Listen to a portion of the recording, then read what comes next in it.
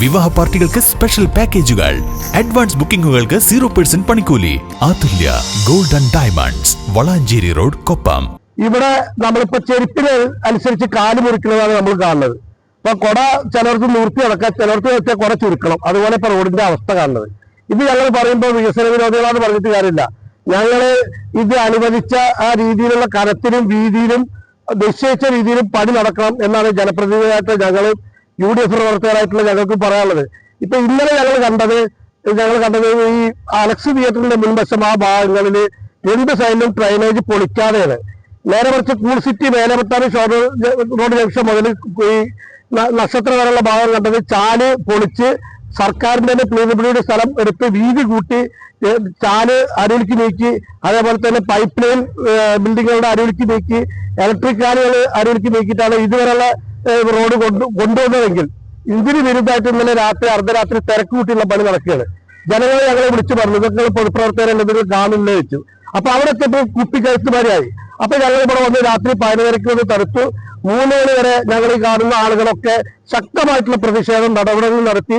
ഇത് തീരുമാനമാകാതെ പണിയാൻ പറ്റില്ല എന്ന് ഉദ്യോഗസ്ഥന്മാരോടും അതിന്റെ കോൺട്രാക്ടറോടും ഞങ്ങൾ ആവശ്യപ്പെട്ടു. എന്തിനു വേണ്ടിയിട്ടാണ് ഈ അത്രയും വലിയ 2 ആൽമരം നക്ഷത്ര മുമ്പിലും അതേപോലെ തന്നെ അതിന്റെ അപ്പുറത്തുള്ള അലക്സ് മുമ്പിലൊക്കെയുള്ള ആല് എന്തിനാണ് മുറിച്ചത്? അത്ര വലിയ ആലായിരുന്നല്ലോ. അതിന്റെ ഈ ചാലിന്റെ അപ്പുറത്തുള്ള ടൈൽസുകൾ പല കടക്കാരിട്ടതാണ്. അതൊക്കെ എന്തിനാ പൊളിച്ചത്? അതിന്റെ അപ്പുറത്തും വ്യക്തമായ മാർക്ക് ചെയ്ത ലേബുകൾ അവിടെ ഉണ്ട്, അളന്നെടുത്തതുണ്ട്, സർക്കാരിന്റെ സ്ഥലമുണ്ട്. ആ സ്ഥലത്തിന് ഇവിടുന്ന് ഇതുവരെയുള്ള വീതി കൂട്ടാതെ ഇവിടുന്ന് അങ്ങോട്ട് വീതി കുറച്ച് പോണതിന് അതിന്റെ കള്ളത്തരം. അപ്പുറത്തെ ഡ്രൈനേജ് എടുക്കാതെ ആ ഡ്രൈനേജ് നിലനിർത്തിയിട്ട് ആ എസ്റ്റിമേറ്റിൽ പകർത്തിയുള്ള ഡ്രൈനേജ് പുതിയത് പണിയെടുത്തപ്പോഴാണ് ഞങ്ങൾ അതിനെ ശക്തമായിട്ട് എതിർത്തത്. അത് ശക്തമായിട്ട് UDF ഇത് നിരീക്ഷിക്കും. ഇതിനെതിരെ ശക്തമായിട്ടുള്ള പ്രതിഷേധം ഞങ്ങൾ രേഖപ്പെടുത്തും. അതിന് വികസന വിരോധികളായിട്ട് ഞങ്ങൾ ചാപ്പ് കുത്തിയിട്ട് കാര്യമില്ല. ഇത് ജനങ്ങളും ഇവിടുത്തെ ഓട്ടോറിക്ഷക്കാരും വ്യാപാരികളും കാണുന്ന സംഭവമാണ്. ഇപ്പൊ നേരത്തെ തന്നെ MLA മുൻ വൈറ്റ് നിങ്ങൾ പത്രക്കാർ കണ്ടതാണ്. ഇവിടെ MLA എന്ന് പറഞ്ഞത് എന്താ? നെസ്റ്റോ മോളിന്റെ അവിടെ ഇടപെടലുണ്ടായി, കൊപ്പം മാളിന്റെ അവിടെ ഇടപെടലുണ്ടായി. അത് എനിക്കറിയാം, നിങ്ങൾ ആരാ പറഞ്ഞതറിയാം. അതിന്റെ പിറ്റത്തെ ദിവസം നഗരസഭ ഭരണാധികാരിയായിട്ടുള്ള വൈസ് ചെയർമാൻ പറഞ്ഞു, അത് ഞാൻ എന്നെപ്പറ്റി അവഹേളിക്കുകയാണ്, എന്നെപ്പറ്റി പഴി പറയുകയാണ് പറഞ്ഞു. ഇതിൽ രണ്ടിലും ഞങ്ങൾ കക്ഷിയല്ല.